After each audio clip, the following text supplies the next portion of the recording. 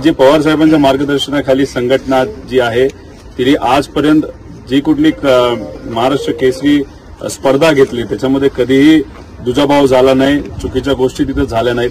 पण परवा जी संघटना आहे, जी नवीन संस्था आहे, त्याली जी स्पर्धा घेतली त्याच्यात जर आपण बघितलं तर कुस्तीगिरांसाठी नाहीतर पैलवानांसाठी स्पर्धा घेतली होती का नेत्यांसाठी हेच कळत नव्हते।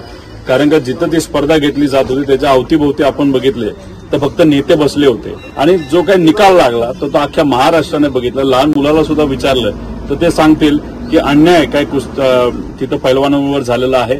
मग अशा पद्धतीने काही ठराविक लोकांना निवडून देण्यासाठी नाहीतर जिंकून देण्यासाठी ती स्पर्धा घेतली असं जाणवतं। आम्ही कर्जत जामखेडकरांच्या वतीने तिथं विनंती केली परिषदेला की मार्च अखेरपर्यंत तुम्हाला परत एकदा महाराष्ट्र केसरी स्पर्धा घ्यायची असेल तर कर्जत जामखेडकर हे तयार आहेत। आम्ही स्वतः कोल्हापूरला होतो, इथे नगरला आम्ही तालमीमध्ये जायचो, म्हणजे आजही आम्ही याच्यामध्ये सक्रिय आहोत आणि लोंगूट लावणार आम्ही पाहिलं नाही।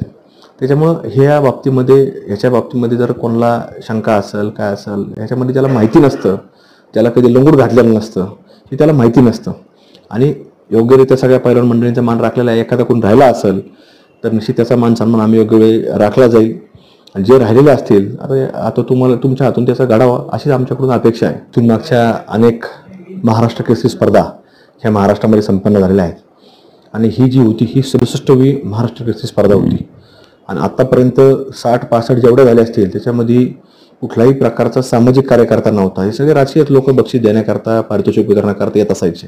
त्याच्यामुळं आता ह्याच्या बाबतीमध्ये समजा काही लोक आता जाहीर करतात की आम्ही देखील घेणार आहे, आता त्यांच्या स्पर्धेला देखील कोण येणार आहे बघू आपण, काय क्रिकेटर येणार आहेत का कुठले नॅशनल प्लेअर येणार आहेत का राजकीय लोक, हे आपण पाहूयात। त्यामुळं ह्याचा आणि जो आयोजक असतो हे त्याच्याकडे असतं कोण पाहुणे बोलवायचे। त्यामुळं हा काय कुठला GR नाही गव्हर्नमेंटचा की कोण बोलवायचं कोण नाही बोलवायचं, त्यामुळं हा व्यक्तिशः त्याचा अधिकार असतो। त्यामुळे आता ही जी काही लोक आयोजित करतील ते आपण पाहू कोण येतं काय येतं ते